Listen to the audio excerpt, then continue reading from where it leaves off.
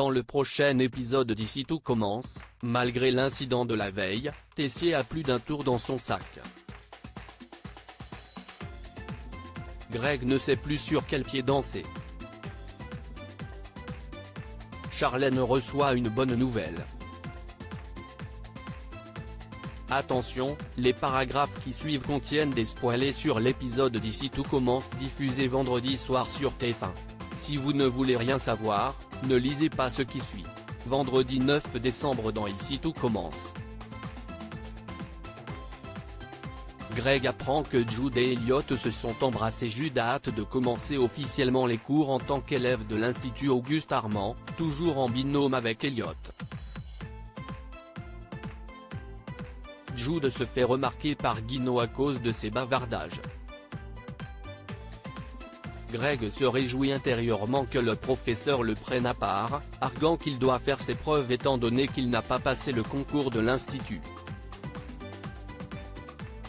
Guino tente de piéger Jude en lui posant des questions sur le galanga, mais Jude a la bonne réponse à tout. Il est déterminé à lui prouver qu'il a sa place. À la fin du cours, Guino goûte le plat de Jude et Elliot. Il les félicite tous les deux. En revanche, il blâme Greg, qui a pris l'initiative de rajouter des feuilles de menthe à la recette, en souvenir de son père. Guino lui demande de refaire le plat tel qu'il l'a demandé. Témoin de la scène, Elliot se rapproche de son ex pour goûter son plat. Contrairement à leur professeur, il trouve cela très bon et félicite Greg pour sa prise d'initiative. Ce dernier est touché. Pendant la pause déjeuner, Jude et Elliot mangent ensemble. Jude cherche à en savoir plus sur la nature de leur relation étant donné qu'après leur baiser à la fête, Elliot est retourné vivre avec Greg. Elliot explique qu'il n'arrive plus à faire confiance à son ex depuis ce qui s'est passé avec Brice, mais que, d'un autre côté, il a du mal à tourner la page de sa première histoire d'amour. Il ne peut pas donner de réponse à Jude pour l'instant car il ne se sent pas prêt à se lancer dans une nouvelle relation, mais il lui confirme qu'il a apprécié leur baiser. Jude se montre compréhensif.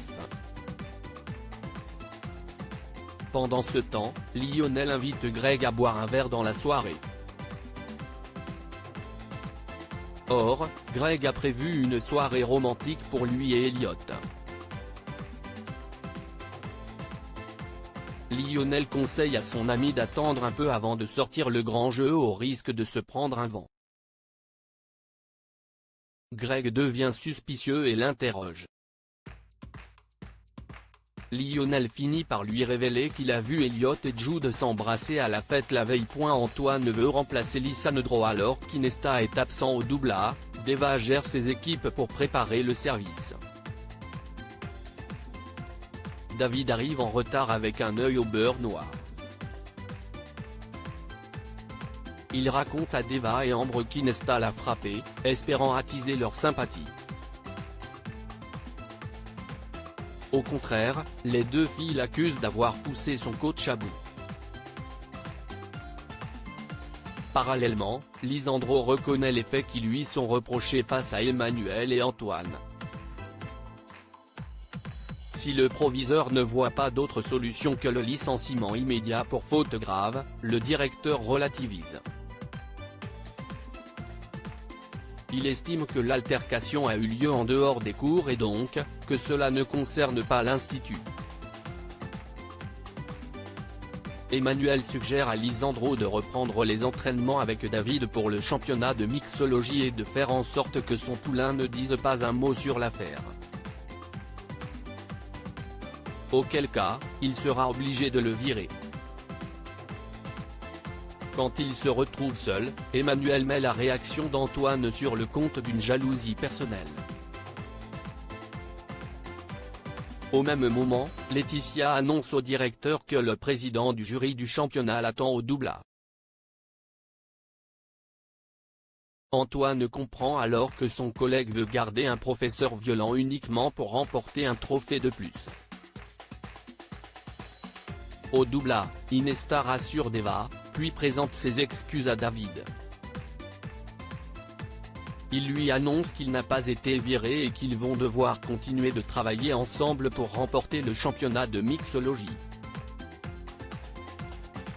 Peu après, Tessier achève sa visite du restaurant au président du jury, auquel il présente Inesta et David. Pour expliquer sa blessure, le jeune homme prétend s'être pris une bouteille de gin en ratant une figure. Plus tard, Deva entend David continuer de descendre Inesta dans son dos. Elle ne le supporte pas et remet David à sa place. Pendant ce temps, Elena, l'une des candidates du championnat de mixologie, approche Laetitia et Antoine pour leur fournir un papier manquant à son dossier d'inscription. Laetitia s'en charge. Antoine retient donc Elena un instant. Impressionné par son CV, il souhaite la recruter. Juste après cet entretien, Elena retrouve Lisandro. Celui-ci est compagnie de Rose, qui prend de ses nouvelles par rapport à la situation. Elena prend également des nouvelles de son ami, étonnée qu'il ne l'ait pas prévenu qu'il voulait démissionner. En effet, Myriel vient juste de lui proposer de reprendre son poste. Louis tente de reconquérir Charlène. Billy passe voir Charlène à l'atelier pour l'excuser d'avoir touché à sa création la veille. Elle constate néanmoins que la jeune fille a gardé son idée. Charlène lui propose alors de collaborer, à condition de ne plus jamais parler de Louis. Billy accepte avec joie. Pendant le cours de Thomas, Charlène présente directement le produit fini en mentionnant l'aide de Billy. En plus, elle a préparé quelques échantillons pour que ses camarades puissent goûter au pain d'épices. Thomas la félicite. Livio la complimente également. Dans les vestiaires, Charlène raconte à Billy que leur projet a conquis Thomas. Elles vont donc s'occuper ensemble de toute la déco de la boulangerie éphémère. En ouvrant son casier, Charlène découvre une invitation de Louis à passer un séjour en ski dans un chalet spa en Suisse pour Noël. Charlène est prête à succomber car il connaît ses goûts par cœur, avant de se rappeler qu'elle ne veut plus l'avoir dans sa vie. Elle avoue à Billy qu'elle a surtout peur de se retrouver seule car tous ses projets étaient liés à Louis. La première année lui interdit de se déprécier et valorise toutes ses qualités. Alors que Charlène range ses affaires à l'atelier, Louis vient la féliciter pour son travail, quoique un peu étonné qu'elle ait fait équipe avec Billy. Charlène coupe court à la conversation en lui remettant son invitation. Louis insiste et tente de trouver un compromis, mais Charlène déclare qu'elle ne veut plus être liée à lui.